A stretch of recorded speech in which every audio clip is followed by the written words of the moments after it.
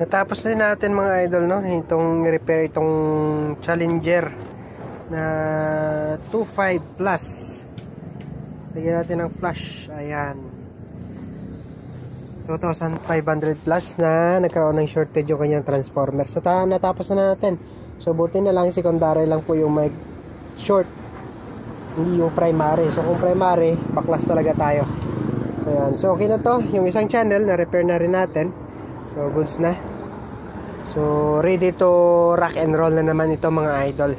And so try natin.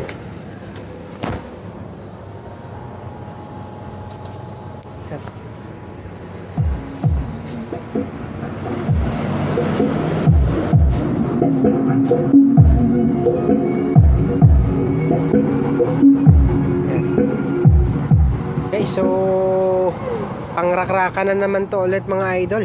So goods na siya. So yung kanyang soft start, na-repair na rin natin yung soft start niya. So sumabog lahat ng mga thermistor dyan. So siyempre transformer.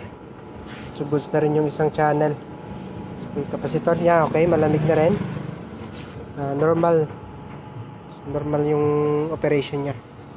So goods na po ito mga idol.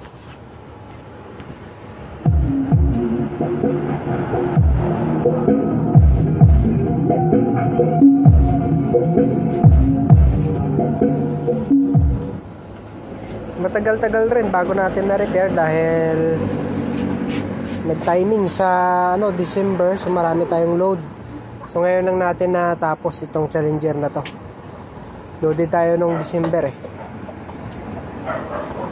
Ayan, so maraming salamat mga idol. So yung transformer na review naman natin to last time.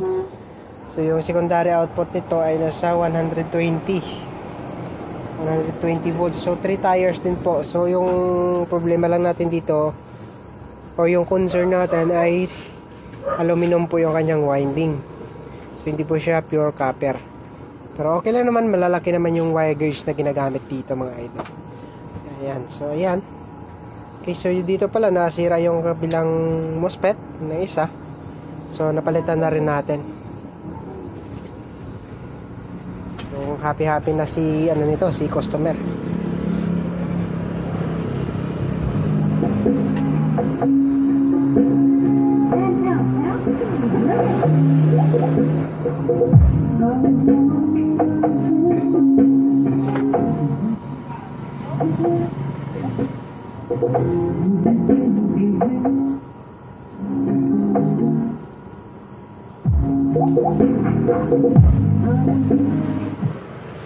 Okay na.